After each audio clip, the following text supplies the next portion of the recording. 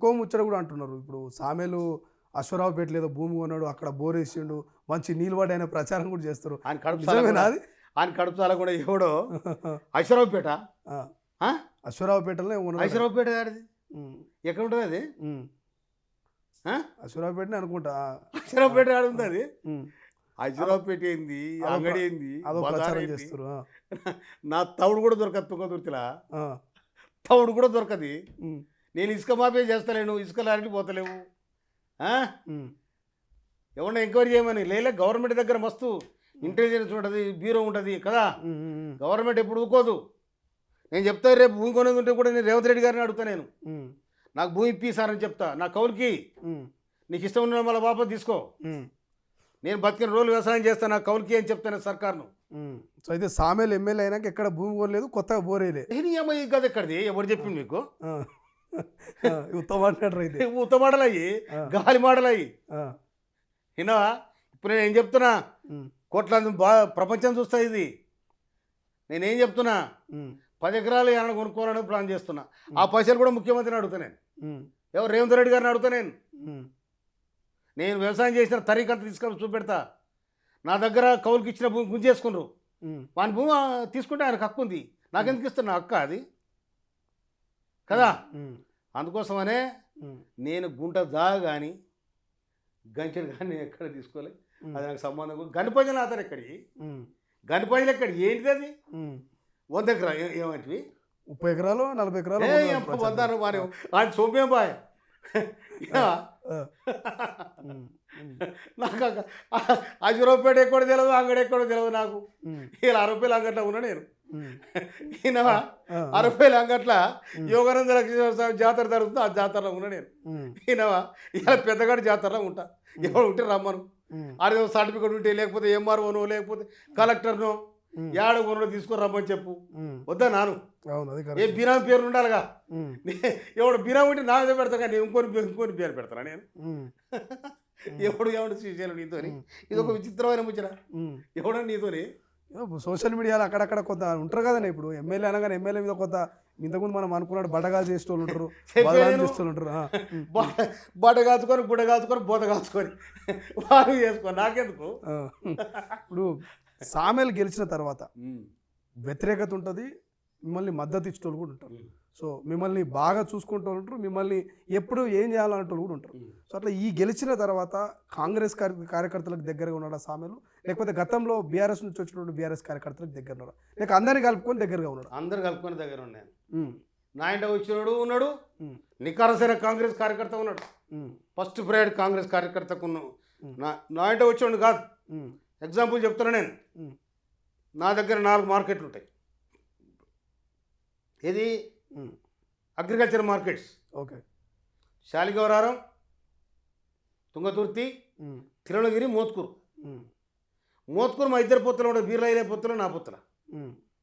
బీర్లైలే ఏం చేసిండ్రు, ఎమ్మెల్యే గారు, ఆలేరు ఎమ్మెల్యే గారు, అన్న ఈసారి చైర్మన్ పదవి నాకే అన్నని చెప్పి తీసుకొస్తామని చెప్పండి. తర్వాత శాలిగౌరారం పాదూరు శంకరెడ్డి గారని నికార కాంగ్రెస్ నాయకుడు, అందరు కూర్చొని పెట్టి ఎవరికి ఇవ్వాలంటే శంకరెడ్డికి ఏమో చెప్పారు. తర్వాత గిరిధరెడ్డి అని తుంగతుర్తి, ఎవరికి ఇవ్వాలంటే గిరిధరెడ్డికి ఏమని చెప్పారు. ఇవాళ గది పెండింగ్ పడది, ఏది తిరుమలగిరి, అది కూడా క్లియర్ అయింది. నికారసిన కాంగ్రెస్ నాయకులకే ఇస్తుంది తప్ప నాతో వచ్చిన వాళ్ళకి కూడా అవకాశం ఇస్తా, కానీ సెకండ్ ఫేజ్. ఓకే. ఇప్పుడు ఈ మోత్కూరులో కూడా ఏదో కార్యకర్తల సమావేశం జరిగింది, అక్కడ చిన్నపాటు లొల్లి అయిందని అంటున్నారు. ఇది వాస్తవమేనా, లేకపోతే ఎవరైనా కావాలని దీంట్లో ప్రచారం చేస్తారా? సామేలు లెక్కలు కూడా లేదు బ్రదర్, లెక్కలు కూడా లేదు. సరే, ఓకే.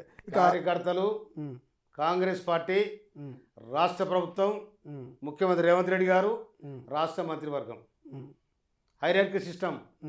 ముఖ్యమంత్రి, మంత్రులు, ఎమ్మెల్యే, ఎమ్మెల్యే, మంత్రులు, ముఖ్యమంత్రి. అవునా? ఈ మధ్యన బ్యూరోక్రసీ ఉంటుంది, ఆఫీసర్స్. అవునా? వీళ్ళతోని పని జరుగుతుంది. అవునా?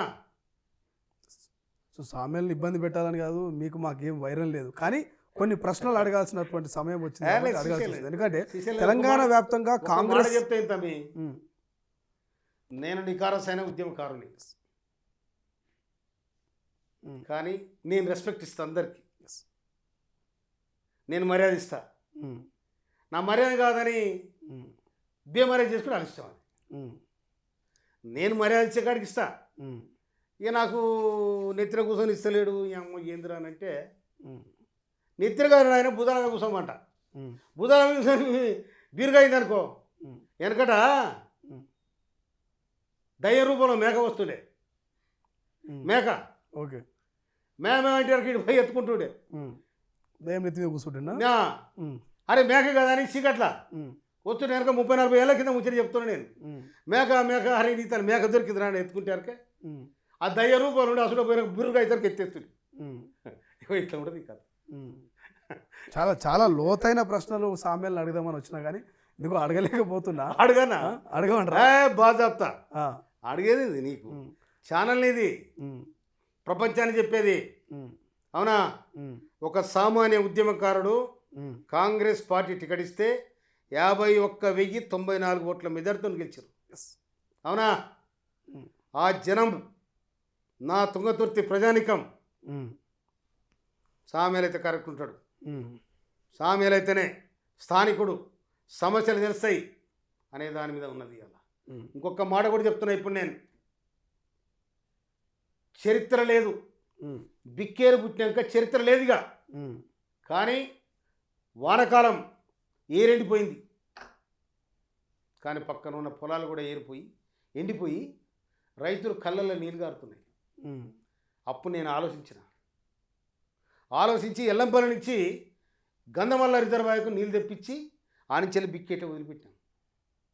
బిక్కేట్లో వదిలిపెడితే పుట్ల కొద్ది పంటలు పండినాయి. ఇవాళ రైతులు సంతోషంగా ఉన్నారు.